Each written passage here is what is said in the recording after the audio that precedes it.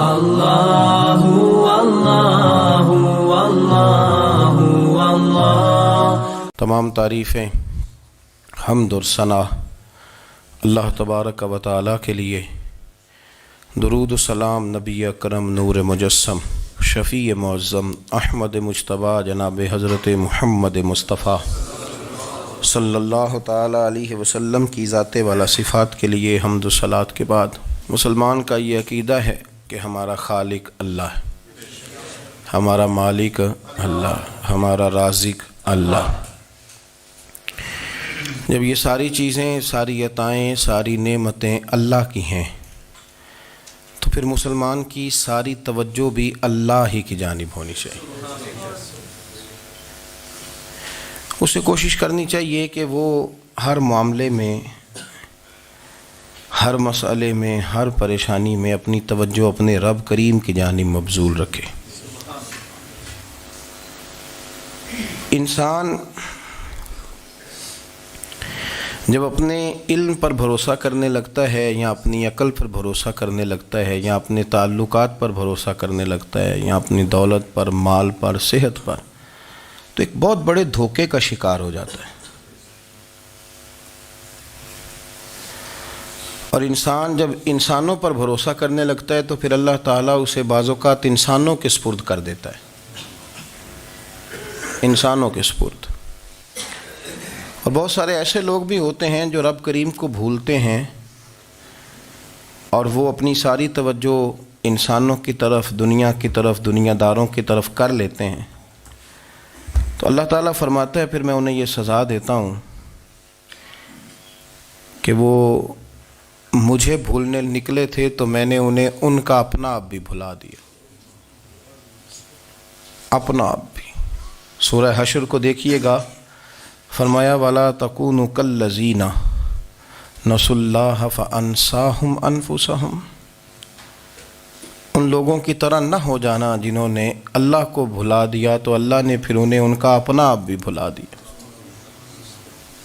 انہیں اپنی بھی ہوش نہیں رہی، وہ ایسے مسائل میں گھر گئے، وہ ایسی آزمائشوں میں الجھ گئے، وہ ایسی دنیا داری کے اندر الجھے کہ انہیں اپنا بھی پتہ نہ چلا۔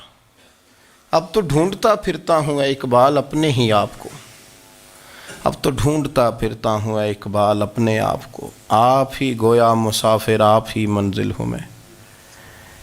جب انسان خدا فراموش ہوتا ہے تو خود فراموش ہو جاتا ہے۔ ہمارا بڑے زمانے سے تکیہ ہے، کبھی امریکہ پر، کبھی یورپ پر، کبھی برطانیہ پر، کبھی مالداروں پر، کبھی اسلحے والوں پر۔ اس کا نقصان یہ ہوا کہ اپنا کوئی وجود نہیں رہا، اپنا کوئی نظریہ نہیں رہا، اپنی کوئی سوچ نہیں رہی۔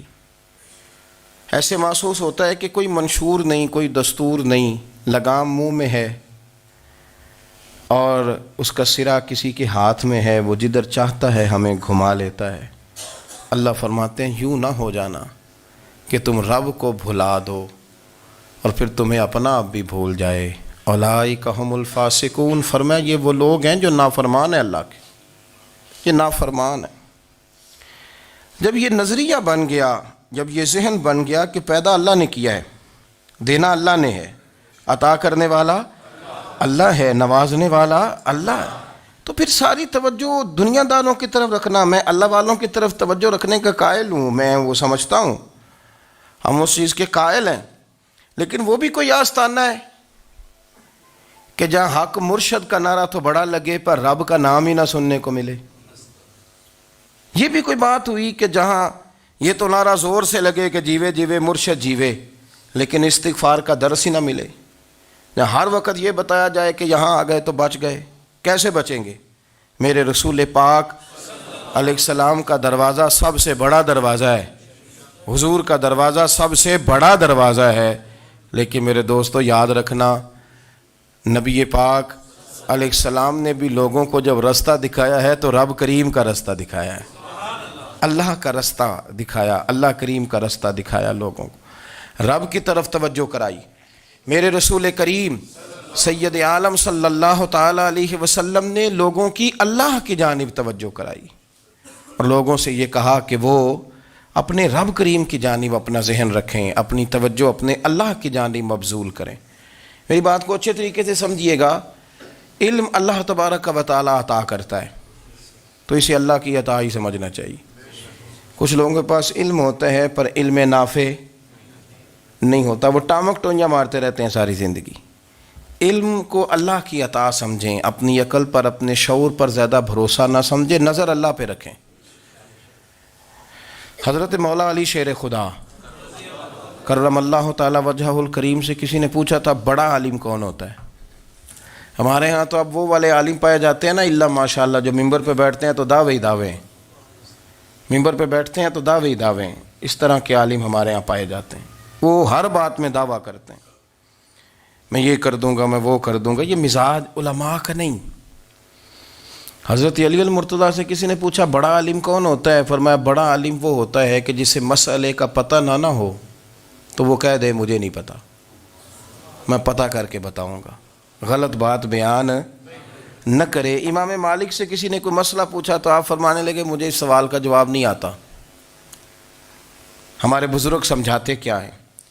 وہ کہنے لگا آپ اتنے بڑے امام ہیں تو اس سوال کا جواب نہیں آتا۔ آپ فرمانے لگے اگر مجھے ہر سوال کا جواب آتا پھر تو میں خدا ہوتا، مجھے ہر سوال کا جواب نہیں آتا، مجھے تو اتنا آتا ہے جتنا میرے رب نے مجھے عطا کر دیا ہے۔ اپنی نظر اللہ پہ رکھیں، نکل آئیں اس معمے سے باہر کہ میں کوئی بلا ہوں، مجھے بڑا پتہ ہے، میرے پاس 6 ڈگریاں ہیں، مجھے 10 جگہ پہ تدریس کا شغف حاصل ہے، اس سے نکلیں باہر۔ قرآن مجید دیکھیے گا، اللہ تعالیٰ نے ارادہ قدرت فرمایا کہ میں حضرت آدم کو بناؤں گا، پھر بنانے کے بعد فرمایا فرشتوں سجدہ کرو آدم کو، سب نے سجدہ کیا الا ابلیس ابا واستکبر وکان من الکافرین، سب نے سجدہ کیا سوائے ابلیس کے، اس نے انکار بھی کیا، تکبر بھی کیا اور کافروں میں سے ہو گیا۔ تو یہ جب اللہ تعالیٰ نے سجدہ کرایا تو کیسے کرایا؟ اللہ تبارک و تعالیٰ نے نا حضرت آدم کو علم سکھایا خود، وعلم آدم الاسماء کلہا، خود اللہ فرماتے ہیں کہ میں نے جناب آدم علیہ السلام کو تمام اشیاء کے نام سکھائے، سب اشیاء کے نام سکھائے۔ تو وہ چیزیں پھر میں نے نا، اللہ فرماتے ہیں میں نے فرشتوں پہ پیش کی، میں نے کہا کہ بتاؤ ان کے نام کیا ہے، تو فرشتوں نے جو جواب دیا وہ سمجھنے والا ہے۔ اللہ نے چونکہ خود علم سکھایا تھا حضرت آدم کو، جناب آدم سکھایا تھا، لیکن فرشتوں کو نہیں سکھایا تھا۔ تو اللہ کریم نے فرمایا فرشتوں اب یہ بتاؤ ان چیزوں کے نام کیا ہیں؟ تو فرشتے کیا کہتے ہیں؟ فرشتے عرض کرتے ہیں قالوا سبحانک لا علم لنا۔ آپ کبھی یقین کریں اس چیز کی لذت لیں تو مزہ آ جائے۔ کہا قالوا سبحانک، کہنے لگے تو پاک ہے، قالوا سبحانک، کہنے لگے تو، بھئی آدم علیہ السلام کو نام سکھا لیے، پھر فرشتوں کے سامنے وہ چیزیں پیش کر کے کہا ان چیزوں کے نام بتاؤ، تو فرشتے کیا کہتے ہیں؟ کہتے ہیں قالوا سبحانک، تو پاک ہے، لا علم لنا، ہمارے پاس کوئی علم نہیں، الا ما علمتنا، ہمیں تو اتنا پتہ ہے جتنا تو نے ہمیں سکھا دیا ہے، ہمیں تو اتنا پتہ ہے جتنا تو نے ہمیں، لا علم لنا، ہمارے پاس کوئی علم نہیں ہے، اتنا ہی پتہ ہے جتنا تو نے ہمیں سکھا دیا ہے، اس سے زیادہ ہمارے پاس علم۔ اور یہ کیوں تو نے ہمیں جتنا سکھایا اتنا پتہ ہے؟ فرشتے یہ نہیں کہتے یا اللہ تو زیادہ سکھا، آدم کو دیا تو ہمیں بھی دے، یہ نہیں فرمایا، فرمایا انکا انت العلیم الحکیم، اے اللہ تو علم والا بھی ہے اور حکمت والا بھی ہے، تجھے پتہ ہے کس کو کتنا دینا ہے، جتنا تو نے مناسب سمجھا جناب آدم کو دیا، اور جتنا تو نے بہتر سمجھا وہ تو نے ہمیں عطا فرمایا۔ تو اگر آپ کے پاس علم ہے، کہیں نالج ہے، تو اس کو اللہ کی عطا سمجھیں۔ ہمارے ہاں بہت سارے لوگ بن کے بیٹھ جاتے ہیں، میں اکثر کہتا ہوں کہ پھر وہ دعوے کرتے ہیں میرے علاقے والے جاہل ہیں، میرے شہر والے جاہل ہیں، میرے خاندان والے پڑھے نہیں۔ یہ آپ کا دعویٰ ہے، یہ آپ کو خراب کر دے گا۔ ہم نے بہت سارے ایسے لوگ دیکھے جو بہت بڑے عالم تھے، لیکن اللہ جب لینے پہ آیا تو عقل ہی لے گیا، شعور ہی چلا گیا، حافظے ختم ہو گئے۔ آپ دیکھتے ہیں بڑھاپے میں کچھ لوگ ایسے ہوتے ہیں کہ جن کو یہ بھی یاد نہیں رہتا کہ میرا نام کیا ہے، میں کہاں ہوں، مجھے کدھر جانا ہے۔ تو اس وقت سے اللہ کی پناہ مانگیں اور اپنی نظر اپنے رب کریم کی جانب رکھیں، اللہ کی جانب اپنی نظر کو مبذول رکھیں۔ دوسری بات، علم کے بعد ایک چیز آتی ہے جس کا نام ہے ہدایت، جس کا نام ہے تقویٰ، جس کا نام ہے پرہیزگاری، جس کا نام ہے عمل، عبادت، ریاضت، یہ بھی اسی وقت ہی نصیب ہوتی ہے جب میرا رب کریم نصیب فرما دیتا ہے۔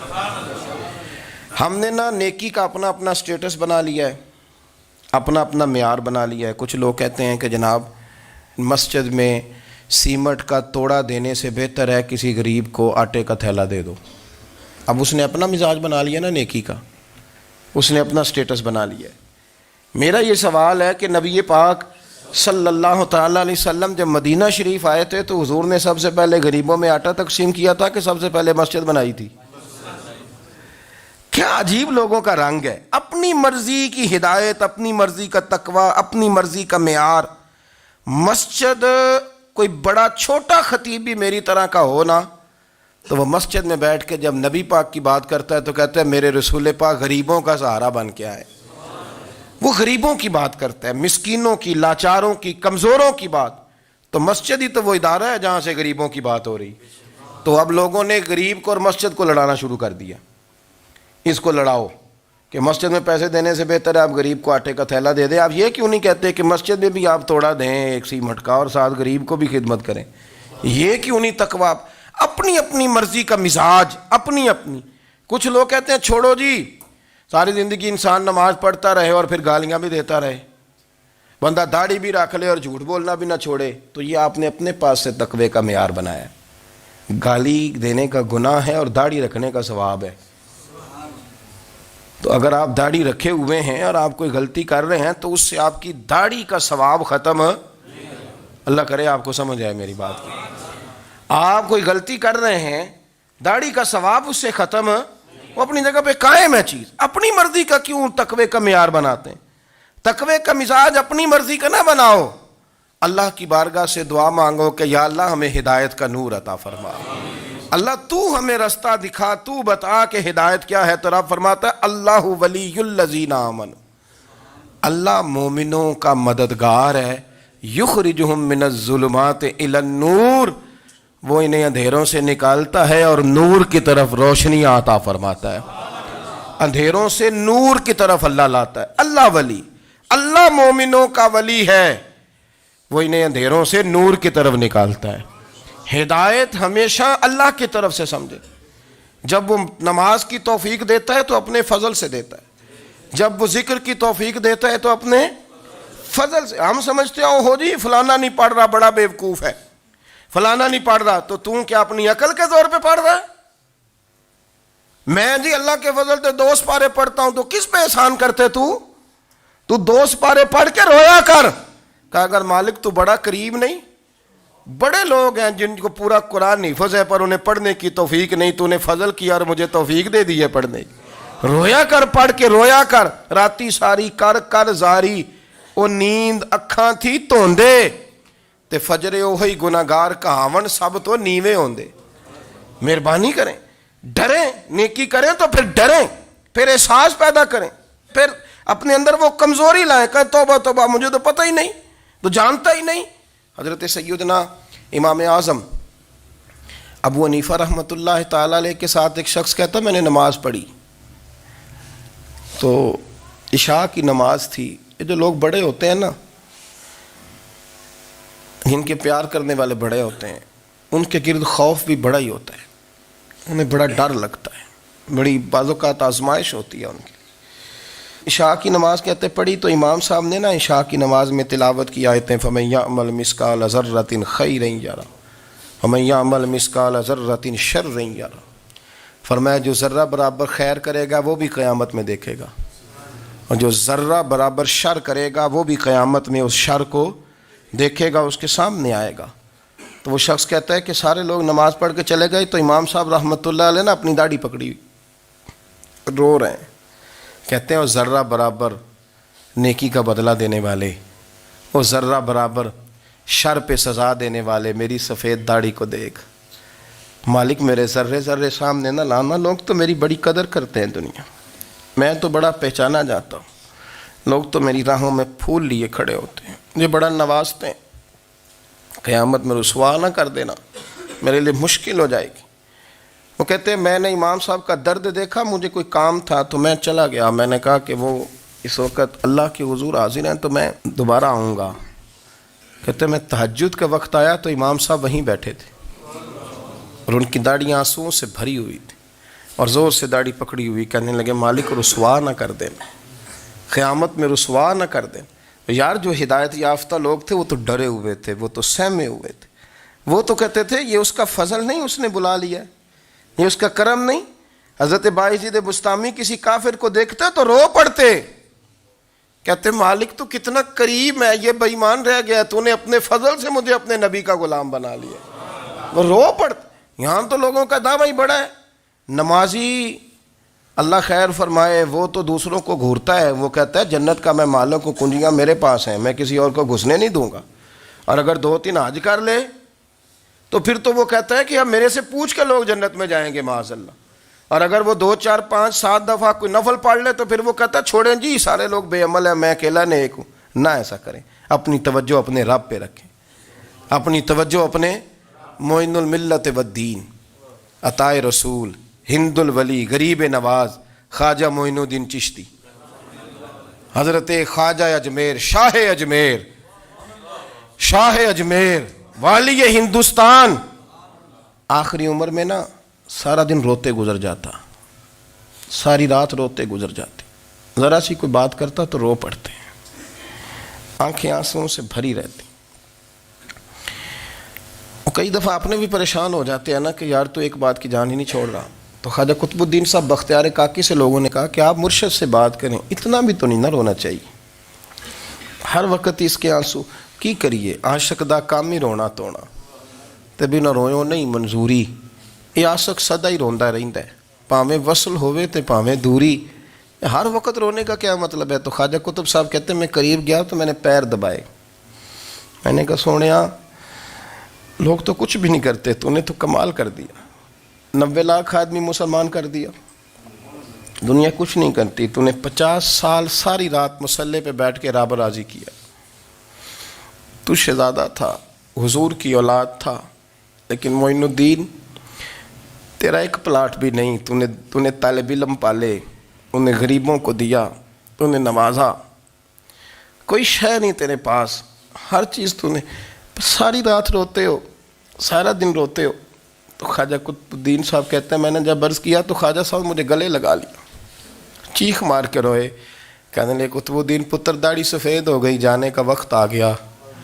جو تو نے نیکیاں گنوائی ہیں وہ ہیں صحیح میرے پاس, پر یار کی بارگاہ میں پیش کرنے کے قابل ایک بھی نہیں. تو بارگاہ تو دیکھ کتنی بڑی ہے, رسول کریم کی بارگاہ میں پیش کرنے کے قابل ان میں سے ایک بھی نہیں. تو آستانہ دیکھ کتنا بڑا ہے, کیا پیش کروں گا, کیا عرض کروں گا حضور کی بارگاہ میں, کس طرح. وہ یار جو بڑے تھے وہ تو ڈرے ہوئے تھے, سہمے ہوئے تھے, وہ تو بڑی آزمائش میں تھے. لیکن میرا اور آپ کا رٹا 2 نمازیں پڑھ کے 6 نمازوں کا دعویٰ کرنا اور لمبی چوڑی کہانیاں بنانا اور اپنے منہ سے اپنی تعریفیں کرنا, اس سے تھوڑا باہر آئیں. رزق بھی میرا اللہ ہی دیتا ہے, علم بھی اللہ دیتا ہے, رزق بھی. بڑے بڑے فقیروں کو مالدار ہوتے دیکھا, بڑے بڑے مالداروں کو فقیر ہوتے دیکھا. بڑے بڑے, میرے ایک بڑا سخی قسم کا سجن ہے, بڑا پیارا ہے, میں اسے سخی مانتا ہوں. میں نے اپنی پریشانیوں کے دنوں میں بھی اس شخص کو سخی دیکھا. ایک دن رات کو مجھے ٹیلی فون کر کے کہنے لگا کدھر ہو؟ میں نے کہا میں گھر ہوں. نہیں اکثر سفر میں ہوتے ہو نا؟ اور میں نے کہا طبیعت کیسی ہے؟ ٹھیک ہے, بس حال چال پوچھنا تھا. میں نے سمجھائی, میں نے کہا یار یہ کوئی مسئلہ ہے, ورنہ رات کے 2 بجے کوئی حال پوچھنے کو فون تو نہیں نہ کرتا, کوئی مطلب ایسا تو مسئلہ نہیں نا. تو میں نے بیک کال کی, میں نے کہا یار میری بات سن, مسئلہ کیا؟ کہ نہیں کچھ نہیں دل کر رہا تھا. میں نے کہا میری گل سن, رہے ہیں اسی 4-5 سال کٹھے, میں تین جاننا, اصل بات کر. کہنے لگا مکان بھی بڑا ہے, سارا کچھ ٹھیک ہے, پر وہ بڑا ہی بے نیاز ہے. کچھ حالات اس قسم کے آ گئے ہیں کہ لوگوں کو بتاؤں بھی تو لوگ ماننے کو تیار نہیں. زیادہ نہیں, مجھے نا تھوڑے سے پیسوں کی ضرورت ہے, کوئی 15-20 ہزار اگر مل جائیں میری ضرورت. آپ یقین کریں میں روتا رہا ساری رات. میں نے کہا مہربانہ تیرا کس طرح کریں گے, اس سے لے کے زمانہ استعمال کرتا تھا, پر بے پرواہی ویکھ نہ سجڑ دی, جتھے کسے دی پیش نہ جاوے انہیں تاجا والے در در رولے تے منگتے ہیں تخت بٹھاوے. سجنا کسے نو کارا مل دئی کوئی کعبے خالی آوے. واللہ خیر الرازقین. وہ کہتے تو دائیں بائیں نہ جا، رزق تو تجھے میں دوں گا، میں ہوں بہتر رزق دینے والا. بڑے بڑے بادشاہ، بڑے بڑے شہنشاہ، بڑے بڑے لوگ، ہاتھوں میں کاسے، فقیریاں. ام ربیعہ کہا کرتی تھیں، بڑی نیک اور صالح خاتون تھیں. وہ کہتی ہیں کہ میں نا بڑے امیر آدمی کی بیوی تھی، اپنے شوہر کے ساتھ چھت پہ بیٹھی تھی تو نیچے فقیر مانگنے والا آیا. اس نے بڑے درد سے صدا کی تو میں نے اپنے شوہر سے کہا کچھ دے دیں. کہا دفع کر، ان لوگوں نے دھندا بنایا ہوا ہے. کہتی میں میکے سے بھی بڑا مال لے کے آئی تھی، میرے ماں باپ بڑے امیر تھے تو میں نے نا چوری اپنے خامہ سے نظر بچا کے باتھ روم جانے کے بہانے گئی اور نیچے جا کے 5 دینار میں نے اس فقیر کی ہتھیلی پہ رکھے. کہتے اس نے 5 دینار دیکھے، پھر میری طرف دیکھا تو میں نے اس کی آنکھوں میں آنسو چمکتے دیکھے. کہنے لگے بی بی رب تیرا بھلا کرے، میں 3 دنوں کا بھوکا ہوں. کہ وہ چلا گیا. میں گھر آ گئی، جب باہر آئی تو میرا شوہر کہنے لگا تو اتنی اب اتنی تو تیز ہو گئی ہے اور تو اتنی خود مختار ہو گئی ہے، میرے بغیر پوچھے مال خرچ کرے گی، جا تجھے 3 طلاقیں. کہتی میں بالدار اور وزادار باپ کی بیٹی تھی، طلاق لے کے گھر آئی تو میرا باپ ٹوٹ گیا، چارپائی پہ چلا گیا. اوہو یہ کیا بن گیا. کہتی بڑی تکلیف رہی. 1-2 سال کے بعد میرے ابا نے میری شادی کر دی. اب جس شوہر کے پاس گئی وہ بڑا نیک تھا، پرہیزگار تھا، اللہ نے بہترین صلہ دیا. کہتی چھت پہ بیٹھی تھی، دروازے پہ فقیر آیا تو میں نے شوہر سے کہا کچھ دے دوں. کہنے لگا 5 نہ دینا، 15 دینا، 20 دینا. میں فقیر ہوں، میں نے فقر سے دولت دیکھی ہے، اسے خالی نہ لوٹانا. کہتی ہے کہ میں نیچے گئی اور جب میں نے اس کی طرف دینار بڑھائے تو میری چیخ نکلی، پیسے پھینک کے میں بے ہوش ہو کے گری. میرا شوہر نے آ کے اٹھایا، اندر لے گیا، پانی منہ پہ چھڑکا. کہنے لگا تجھے کیا ہوا؟ کہنے لگی یہ جو مانگنے آیا یہ میرا پہلا شوہر تھا، وہی تھا جو کہتا تھا کہ تو 5 دینار دے آئیے، جا تجھے 3 طلاقیں. پڑھو نا حدیث پاک. میرے نبی پاک علیہ السلام نے فرمایا ایک بندہ گنجا تھا. گنجا کوئی ترتیب آگے پیچھے ہو جائے تو مفہوم کے لحاظ سے، لیکن میں مفہوم اس کا واضح کرتا ہوں. ایک گنجا تھا، کوئی شے نہیں تھی، سر پہ بال بھی نہیں تھے، رویا کرتا تھا. اللہ تعالیٰ نے فرشتے کو بھیجا، تجھے کیا چاہیے؟ تو کہنے لگا بال آ جائیں اور تھوڑا مال آ جائے. فرشتے نے ہاتھ پھیرا تو بال بھی آ گئے تو بکریاں بھی آ گئیں، لائنیں لگ گئیں، مال ہی مال ہو گئے. دوسرے کے پاس گیا، وہ کوڑا تھا. اس کو جا کے کہا کیا چاہیے؟ کہنے لگا شفا ہو جائے اور کچھ اللہ تعالیٰ آسانی کر دے. شفا بھی ہو گئی، گائیں بھی دے دی، بھینسیں بھی دے دی، مال ہی مال ہو گئے. پھر ایک کے پاس گیا، وہ اندھا تھا، تجھے کیا چاہیے؟ اس نے کہا آنکھیں مل جائیں اور کچھ ساتھ اللہ مال دے دے. اونٹ ہی اونٹ ہو گئے. جب بڑا نواز دیا تو پھر مالک نے امتحان لینے کا ارادہ کیا. یاری تیری سونا ہے پر آزمائشاں بھی تیریاں اگ. آزمائشاں تیریاں، صحیح کہہ رہا ہوں، آزمائشاں تیریاں، یاری تیری سونا ہے پر آزمائشاں تیریاں. یہ سونا پرکھیا جامدائی پہلو نال لگاں دے لگ. اللہ نے فرمایا آزمائش کرو. سب سے پہلے گنجے کے پاس آئے، اسے کہا اللہ کے رستے میں کچھ دیکھا نہیں لگا، میرے خرچے ہی بڑے. دیکھو تو صحیح کتنی مشکل میں وقت گزارتا ہوں، حال ہی کوئی نہیں. تو اس نے کہا میں نے تو سنا ہے تو گنجا اور بھوکا ننگا تھا. کہنے لگا میں تو جدی پشتی رئیس اعظم ہوں، تو یہ کس پاگل نے کہا ہے بھاگ جا؟ اس نے کہا اچھا جیسے تو تھا ویسے ہی ہو جائے. کھیت کھلیان اجڑ گئے، پھر سے گنجا ہو گیا. حضور علیہ السلام فرمانے لگے. پھر وہ اس کے پاس گیا جو کوڑا تھا، اسے کہا کچھ دے. کہنے لگا خرچے ہی بڑے. اب پوچھ لیں کسی امیر آدمی سے، کہے گا چکی کے نیچے ہاتھ ہے میرا، میرے سے زیادہ تو اب پریشان بندہ ہی کوئی نہیں. کیا بتاؤں آپ کو، اتنا ٹیکس ہے، اتنا جرمانہ ہے، فلانی شے، بڑا کچھ گنواتے ہیں لوگ. اس نے کہا میں نے تو سنا تو پہلے کوڑا تھا. اس نے کہا جا دوڑ جا، میں تو رئیس اعظم ہوں، دادا بھی پردادا بھی اور ساری نسل ہی. اس نے کہا اچھا جیسے تو تھا ویسے ہی ہو جائے. پھر وہ گیا اندھے کے پاس اور جا کے کہا اللہ کے نام پہ کچھ دے. تو کہنے لگا رب کے نام پہ؟ یہ کھڑے ہیں اونٹ، جتنے تیرے دل کرے لے جا. اس نے کہا کیا معنی اس بات کا؟ کہنے لگا یار تجھے کیا بتاؤں، میں تو اندھا تھا، میں نے تو کبھی دنیا دیکھی نہیں تھی، پھر اس کریم نے فضل کیا تو مجھے بڑا کچھ دکھایا. میں کیا بتاؤں, میرا دل کر رہا ہے کہہ دوں کہ پھر اس نے کعبہ دکھایا, پھر اس نے روضہ رسول دکھایا, پھر اس نے ریاض الجنہ کے سجدے دکھائے, پھر اس نے اپنے محبوب کے دروازے کی رونقیں دکھائیں. اس نے بڑا کچھ دیا, اس نے بڑا نوازا. میرے پاس تو شاید میں بدکار پرانا خادم, کسے در ملی نہ ٹوئی, اے واصف یار نے نظر جو کی تھی پھر واصف ہی ہوئی. یہ تو اس کا کرم ہوا. تو یہ وہ کہنے لگا تو اللہ کے نام پہ جان مانگ, میں وہ بھی دینے کو تیار. میرے پاس تو شے ہی کوئی نہیں تھی, مجھے تو اپنا پتہ ہے, میں تو کوئی شے نہیں تھا, کچھ نہیں تھا میرے پاس. یہ تو ان کا کرم ہے کہ رخ ان کا ادھر ہے. اور مختصر سی میری کہانی ہے, یہ جو بھی ہے ان کی مہربانی ہے. تو وہ کہنے لگا میں بھی کچھ لینے نہیں آیا تھا, تیری آزمائش ہی کرنے آیا تھا. تیری عزتیں بھی سلامت رہیں گی, تیرا مال بھی سلامت رہے گا, تیری شفا بھی.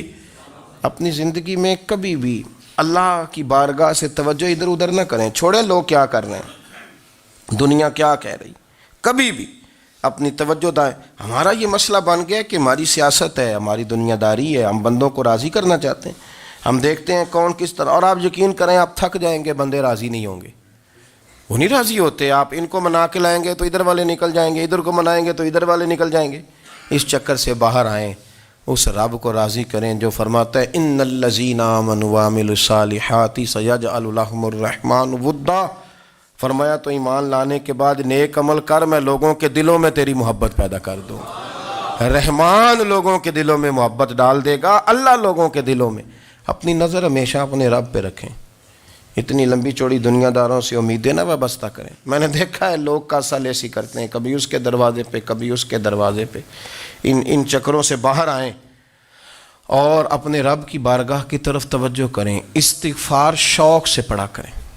اور اکیلے میں نا, اکیلے میں حضرت رئیس المتکلمین مولانا نقی علی خان صاحب رحمۃ اللہ نے لکھا ہے کہ فرعون 500 سال حکومت کر گیا. یہاں تو 5 سال کی حکومت کی پیر لڑکھڑاتے ہیں, 500 سال. فرماتے اصل وجہ یہ تھی کہ دنیا جب سو جاتی تھی نا تو اوپر چادر لے کے تو مصلے پہ بیٹھ جاتا تھا اور ہاتھ باندھ کے کہتا تھا رب تو ہی ہے, میرا پردہ نہ کھولنا, مالک تو ہی ہے, کرم نوازی کرنا, میری پکڑ نہ کرنا. وہ بے ایمان ہو کے اگر 500 سال ہاتھ باندھے تو گزارا کر لیتا ہے, تو ایماندار ہے. پر مسئلہ یہ ہے کہ تو رات کو بکل مار کے ہاتھ نہیں نہ باندھتا, تو منت نہیں کرتا, تو استغفار نہیں کرتا. توبہ کریں تو بچے رہیں.